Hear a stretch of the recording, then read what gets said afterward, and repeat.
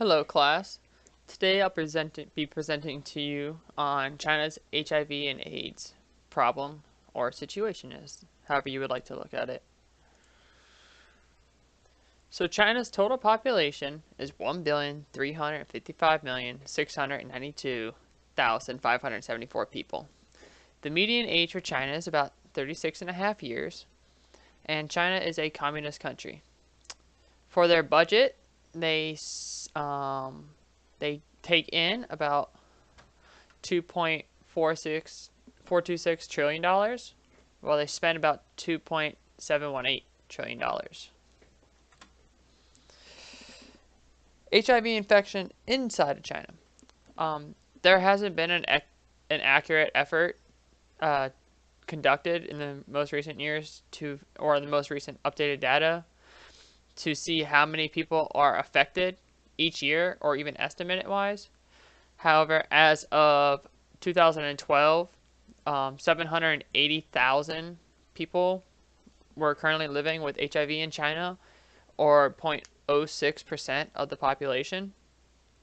And as of 2008, the last reported time in the data, 7,000 people were reported to have died from HIV.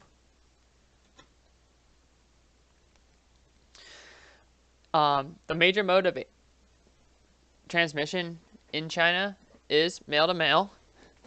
However, in the data, we did see that in the recent years, young couples and young people, ages 15 to 24, the rates of transmission have been increasing between 2008 and 2013 by about 7. They have increased by about 7.3%.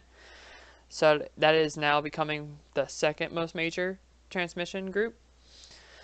But as the data suggests when researching, the most affected group of the people with HIV is males, being 95% of the total infections, and 70% of those infections being males that have sex with other males. HIV treatment, there's currently 227,489 people out of the 780,000 living with HIV that receive treatment. As of 2013, again, there was no updated data when researching this, so it was kind of hard to get that data on it. The cost of yearly treatment can vary greatly depending on the region and probably what healthcare they have. It can range from $13 US to $3,939 US dollars yearly.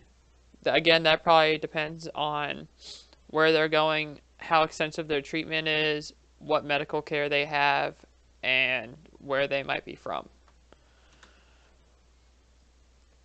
There was no exact number given in the data to see how many people were receiving treatment. However, if we were to do the simple math from the previous bubble, we would see that roughly 552,511 people, or 70.83% of those who are living with HIV, are not receiving any form of treatment for the disease.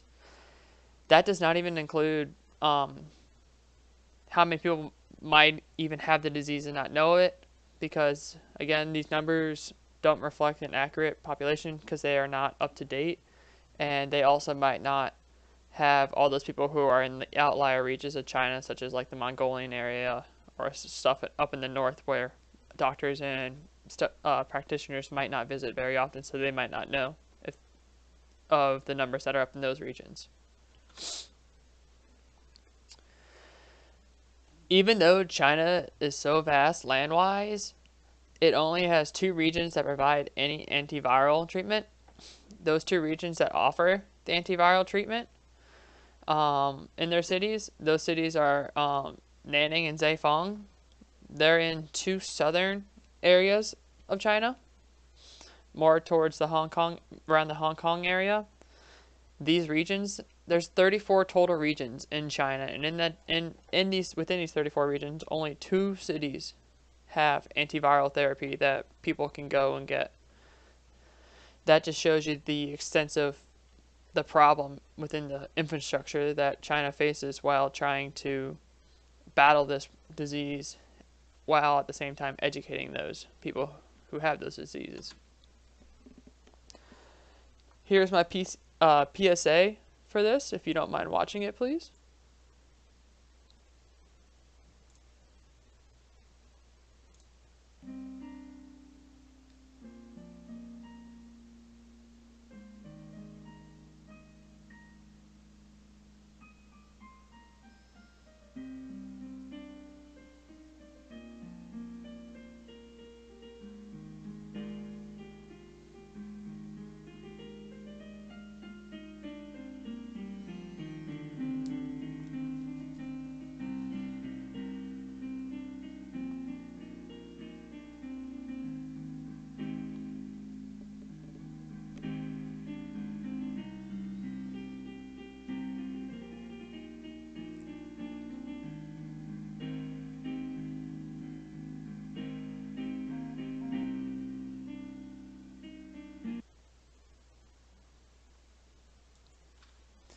Thank you for watching that.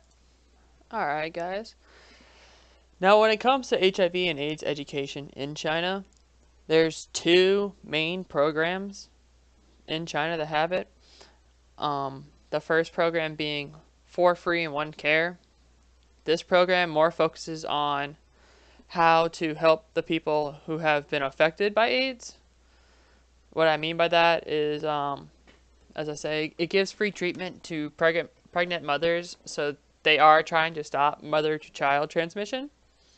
It also gives free voluntary and testing and counseling to those who are affected by AIDS and HIV, as well as it gives free school to AIDS orphans whose parents might have died from AIDS. It does also offer proactive care for people living with AIDS, but again, this program is probably limited to more urban areas, and the rural population might be suffering from that. It does, however, have 120 sites throughout China, but again, China is a very large land area, so this probably only includes urban sites, not rural sites. The second one is called China Cares. This program is mainly focused in areas that have high prevalence of HIV or AIDS. So we're looking at areas possibly with a high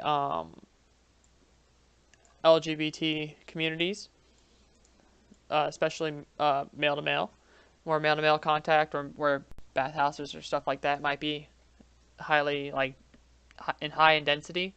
You'll be seeing more presence from this program. When it comes to condom distribution in China, there's basically two programs.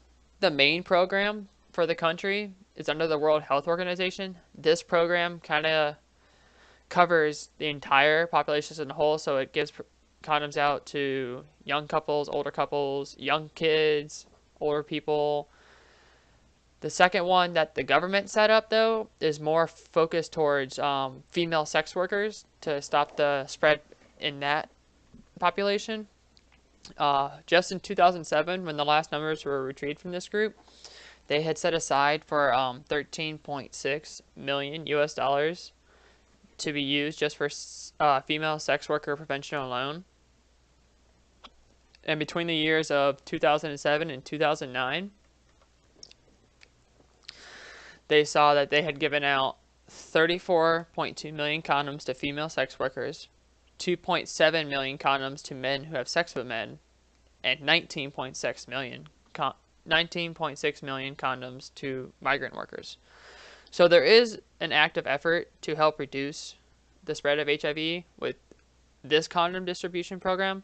However, they are only focusing on more of the worker aspect of the problem and not so much of the younger population and educating the younger population on the dangers of HIV and AIDS. That concludes my presentation. Thank you for watching, and I hope everything was to your liking.